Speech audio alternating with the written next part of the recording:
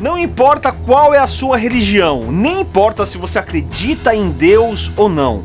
A verdade é que um dia você vai estar cara a cara com Deus para prestar conta sobre tudo aquilo que você fez nesta vida. Este dia é chamado de juízo final. E aí? Já parou para pensar sobre este dia? Tá com medo? Hoje eu quero falar sobre como e quando será o dia do juízo final. É claro que tem muitas crenças por aí, mas nós queremos saber o que a Bíblia diz sobre o dia deste grande julgamento. Uma das coisas que nós vemos em Apocalipse 20, no verso 12 e 13, é que o juízo final não acontece com as almas em condições de almas, ou seja, de mortos. Isso não acontece com os mortos, mas para o dia do juízo final, todos vão ressuscitar e estar diante de Deus como vivos, como pessoas com a consciência de uma pessoa viva, ressuscitada. Isso, no dia do juízo final, todos vão ressuscitar. Não importa há quanto tempo que a pessoa morreu. Se faz um dia que morreu ou faz 7.000 anos que morreu. Não importa se foi através de um afogamento, se foi queimado, se foi despedaçado. Não importa. Todos, grandes, pequenos, ricos e pobres, todos serão ressuscitados para prestar conta diante de Deus em condição de vivos. E você acreditando nisso ou não, este dia vai chegar e você vai prestar conta diante de Deus. Por isso que o juízo final só acontece no final. Isso, depois da grande tribulação, depois do reino milenial de Cristo, daí que vem o juízo final. Em Apocalipse 20, no verso 11, diz que nem haverá espaço nem para a terra nem para o céu. Não vai existir mais terra e céu no dia do juízo final. Já se passou. Imagina só, então todos que viveram, já teve o seu tempo de vida, depois que todos morreram, sim, aqueles que não foram arrebatados e que morreram, tiveram a oportunidade de viver e de morrer, todos estarão no dia do juízo final, no final de toda a história da humanidade, para ser julgado diante de Deus. Qual é a necessidade de ter o juízo final? Inclusive o juízo final público, o julgamento de todas as pessoas, um por um. Eu entendo que existe essa necessidade para ninguém pensar assim: puxa, será que Deus foi injusto? Aquele fulano era tão bom. Acho que Deus foi injusto com ele. Para você não ter dúvida nenhuma a respeito do julgamento de Deus, todas as pessoas vão ser apresentadas as razões, os motivos, a vida de cada um ali e será julgado. Quero até ler um verso que está em Eclesiastes, no capítulo 12, no verso 14, que diz assim, ó: pois Deus trará o julgamento tudo o que foi feito, inclusive tudo que está escondido, seja bom ou seja mal. Tudo vai ser visto, tudo será julgado para a sentença final de salvação ou absolvição. Então, como será o julgamento? Para isso nós vamos ler Apocalipse 20 no verso 12, que diz assim, ó: vi também os mortos, grandes e pequenos, em pé diante do trono. Esse em pé normalmente quer dizer no sentido de estar de pé vivo, tá? Apesar que no mesmo verso fala que viu os mortos, mas no verso anterior, no verso 11, diz que eles foram ressuscitados, tá? Então eles estão de pé, vivos diante do trono de Deus. E essa parte, continuando aí, que eu quero falar mais, que é o que, ó? E os livros foram abertos. Outro livro foi aberto, o livro da vida. Os mortos foram julgados de acordo com o que tinha feito, segundo o que estava registrado nos livros. Nós vamos falar um pouquinho mais para frente a respeito do livro da vida, mas agora eu quero falar sobre os livros. O que seriam esses os livros? Um dos entendimentos que pode ser entendido que são os livros é que seria o registro das ações de todas as pessoas, cada ação registrada ali nos livros, e seria aberto no dia do julgamento para ser lido e entendido o que a pessoa fez.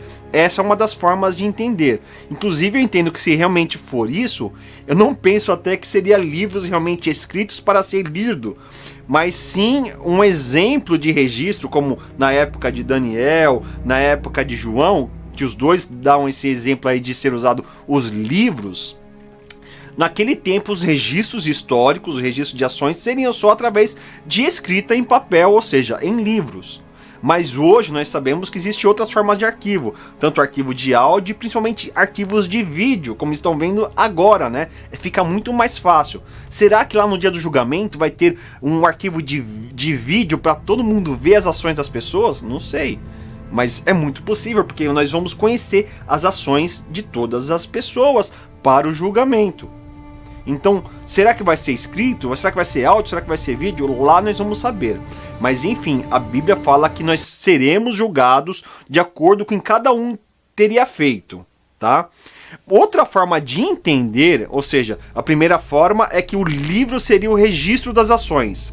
Outra forma de entender é que os livros seria a Bíblia.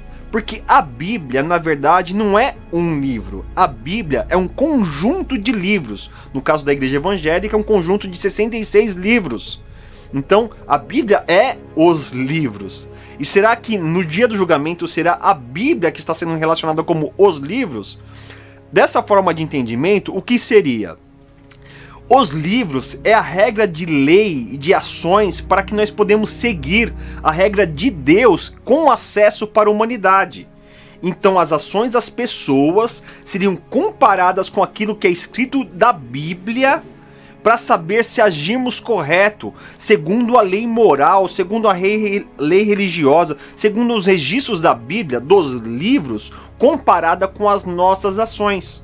E assim teria um julgamento. E de certa forma faz sentido, porque para ter um julgamento nós precisamos ter a regra de Deus para esse julgamento ao nosso acesso. E a Bíblia é isso. É uma regra de lei religiosa, de vida, de moral, que temos acesso. A nossa vida é regida de certa forma pela Bíblia. Mesmo os que não creem na Bíblia, existe uma regra moral que rege o mundo inteiro e está na Bíblia, e nós seremos julgados conforme os livros da Bíblia, comparando com as nossas ações. Para mim isso faz muito sentido, mas nós precisamos saber que existem essas duas possibilidades. Será que os livros são registros das ações das pessoas? Ou será que os livros é a Bíblia para comparar com as ações das pessoas? Lá nós vamos saber, mas enfim, saberemos que terá o registro das ações das pessoas e será comparada com algo ali para o julgamento, para o dia do juízo final. Após o julgamento, todos os condenados serão lançados no lago de fogo. Até o próprio inferno, o local inferno, o Hades, também será lançado no lago de fogo. Até mesmo a morte também vai ser lançado no lago de fogo, porque depois do julgamento não vai ter mais pecado, o pecado vai ser extinguido. Então o salário do pecado era o quê? A morte. Pecou, daí tem sentido ter a morte, não vai ter mais pecado, todo pecado vai ter sido condenado e lançado no inferno, então não tem mais sentido ter a morte. Então a morte vai ser lançada também no lago de fogo. Inclusive, o lago de fogo é conhecido também como a segunda morte. E quando a Bíblia fala então de segunda morte, está falando deste momento de ser lançado no lago de fogo. E como eu já disse, ali vai ser exterminado eternamente. Só que no verso 10 diz que esse eternamente é o quê? É atormentado dia e noite para sempre. Antes de irmos para a última parte, que é a parte mais importante, eu quero lembrar para você que se você não der um like nesse vídeo, isso pode correr contra você no dia do julgamento. Complicado. Se eu fosse você, daria um like aí, hein? É claro que não, tá? Fica à vontade. Se você gostou do vídeo, dá o seu like aí. E também não esquece de fazer um comentário sobre o que você está entendendo sobre esse assunto. O que você pensa sobre esse assunto do juízo final. Pode colocar no comentário aí. E se não é inscrito, já sabe também, né? E a última parte, que é a mais importante, é a respeito de você ser salvo. E a única forma de você ser salvo é ter o seu nome escrito no livro da vida. Confirma comigo em Apocalipse 20, no verso 15. Aqueles cujos nomes não foram encontrados no livro da vida, foram lançados no lago de fogo. Ou seja, para você não ser lançado no lago de fogo, precisa ter o seu nome escrito no livro da vida. É a forma de você ser salvo eternamente. Isso se confirma em Apocalipse 3, no verso 5, que diz assim, ó: o vencedor será igualmente vestido de branco, Jamais apagarei o seu nome do livro da vida, mas o reconhecerei diante do meu Pai e dos seus anjos. Então, você precisa se preocupar em ter o seu nome escrito no livro da vida. E como isso pode acontecer? Como encontrar a salvação e ter o seu nome registrado neste livro tão importante? Eu vou ler alguns textos e você vai entender e vai interpretar a forma de ser salvo.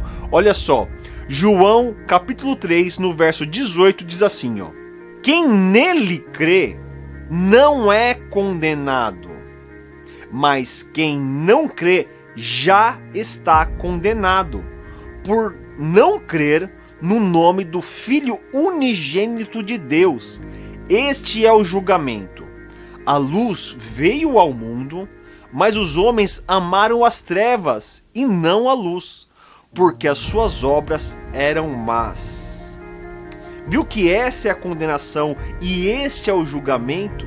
Jesus veio como a luz, mas as pessoas não aceitaram Jesus e preferiram as trevas. Então já estão condenados por isso. E o julgamento do juízo final só é para declarar publicamente isso a todos, inclusive ao condenado. Olha só em Atos 4, no verso 11, diz assim, ó: este Jesus é a pedra que vocês construtores rejeitaram e que se tornou a pedra angular, que é a pedra mais importante da construção.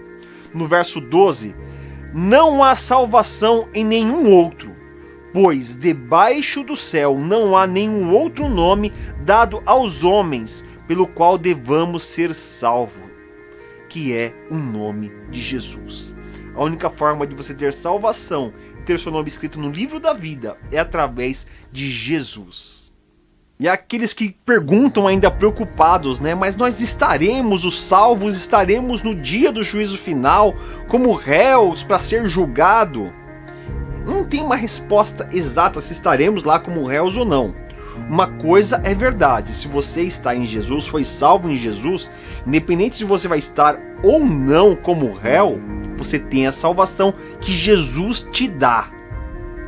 Olha só que interessante essa leitura que nós vamos fazer em Isaías 43, no verso 25, Deus falando assim, ó: sou eu mesmo, aquele que apaga suas transgressões por amor de mim e que não se lembra mais dos seus pecados. Se são os pecados que te condenam, o Senhor, por amor dele mesmo, ele apaga os seus pecados. E olha a continuação no verso 26. Relembre o passado para mim. Vamos discutir a sua causa. Apresente o argumento para provar a sua inocência. E aí, tem coragem de provar a sua inocência diante de Deus? Que você é alguém que não pode ser condenado? Pelo contrário, acho que não tem nenhum de nós que pode fazer isso diante de Deus.